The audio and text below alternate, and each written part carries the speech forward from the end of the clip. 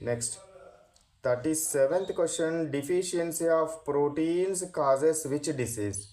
So proteins వలన, proteins తగ్గడం వలన ఏ వ్యాధి వస్తుంది?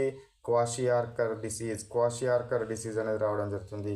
ప్రోటీన్స్ తగ్గడం వల్ల ఏ డిసీజ్ వస్తుంది? క్వాషియార్కర్ డిసీజ్ వస్తుంది అనే విషయాన్ని మీరు గుర్తుంచుకోవాలి.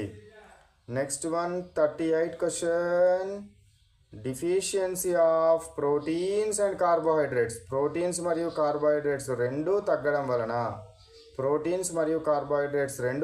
వల్ల వచ్చే డిసీజ్ ఏంటిది? మరాస్మస్. ఏ డిసీజ్ వస్తుంది? మరాస్మస్ అనే డిసీజ్ రావడం జరుగుతుంది. ఏవి తగ్గడం వల్ల?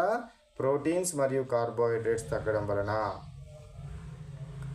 39th question, obesity is caused due to excess of which nutrient? Obesity అనేది అంటే ఎక్కువగా మనకు దొడ్డుగా అవడం అనేది దేని వల్ల వస్తుంది?